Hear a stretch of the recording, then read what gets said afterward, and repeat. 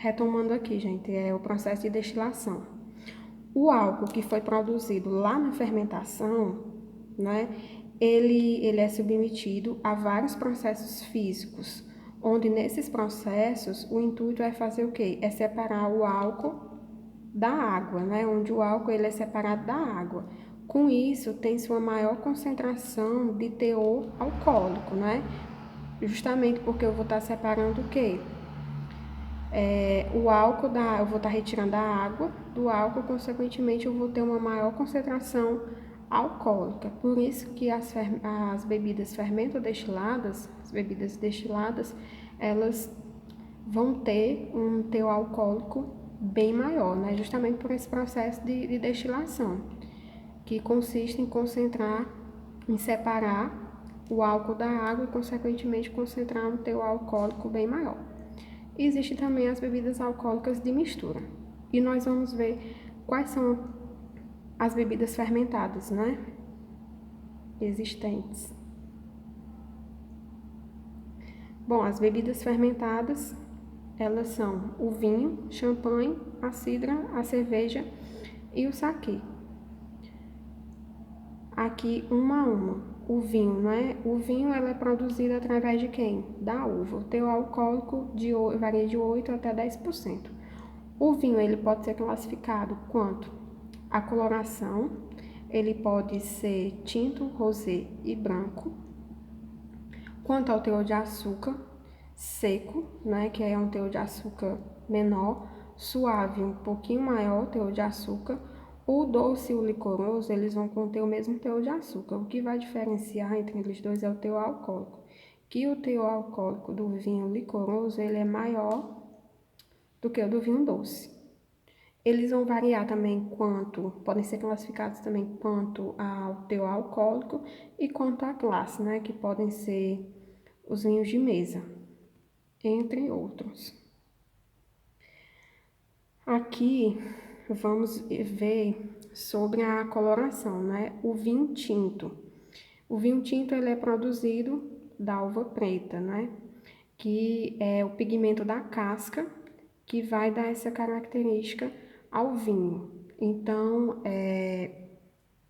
a uva preta é ela que vai ser utilizada, né, para o processo de fermentação na produção desse vinho tinto. Ele é servido principalmente, é indicado ser servido com carnes vermelhas. O vinho rosé ou rosado, alguma literatura, né, ela fala que pode ser produzido através da mistura, né, tanto do vinho tinto quanto do vinho branco. E pode ser também através da uva preta, não é? Porém, uma observação, quando está com 24 horas do processo de fermentação, que iniciou a fermentação, é retirado a casca dessas uvas, certo? É uma característica do vinho rosé.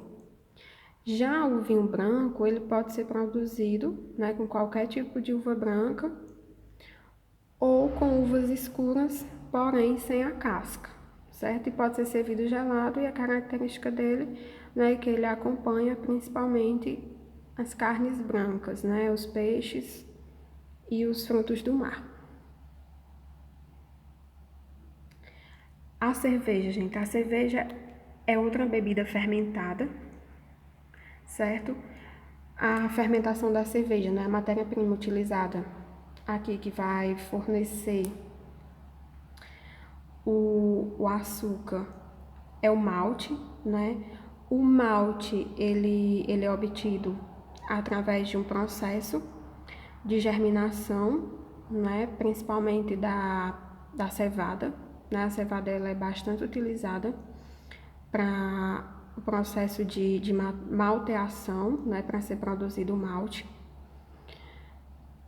E é adicionado na cerveja, no caso, é adicionado o levedo, né, para estar fazendo esse processo de fermentação. E o lúpulo, ele é responsável tanto pelo sabor, como pela espuma também. o teor alcoólico varia de 2 a 5%.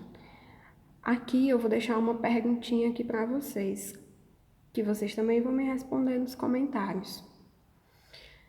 Qual é a diferença entre cerveja e chopp? Respondam com conhecimento de vocês, não vale pesquisar na internet, certo? Qual é a diferença? O que diferencia a cerveja do chopp? E uma característica, gente, existe as cervejas por malte, O que caracteriza essas cervejas? Essas cervejas, a composição delas vai ser 100% do malte, certo? O malte produzido da cevada. A cidra. A cidra, ela é obtida através da fermentação do suco de maçã, Então, você tem o suco de maçã, coloca a bactéria, o micro-organismo, para poder fazer o processo de fermentação. Com essa fermentação, nós vamos ter a produção do etanol, para produzir a nossa bebida alcoólica cidra. O teor alcoólico dela é baixo, de 4 até 6%. O saquê é uma bebida obtida através da fermentação do arroz. O teor alcoólico já é um pouco maior, de 14 a 25%. E aqui nós já iniciamos as bebidas destiladas, Então, assim, o cereal, o milho, o centeio e a cevada e a cana-de-açúcar, o suco de fruta, são fermentados e depois destilados, Com esse processo de destilação, nós conseguimos concentrar um teor alcoólico bem maior, de 40%. Então, por isso que essas bebidas destiladas, apresentam um teor alcoólico muito alto. Então, mais uma vez, como é que se dá o processo de destilação? Então, assim, falando de uma forma bem popular, pega o álcool que foi produzido lá na fermentação. Esse álcool ele vai ser submetido a vários processos físicos, Nesses processos físicos vai haver separação da água, Então vai ser retirado a água que estava presente nessa bebida, concentrando assim só o álcool, conseguindo separar só o álcool, consequentemente deixando uma bebida com teor alcoólico maior.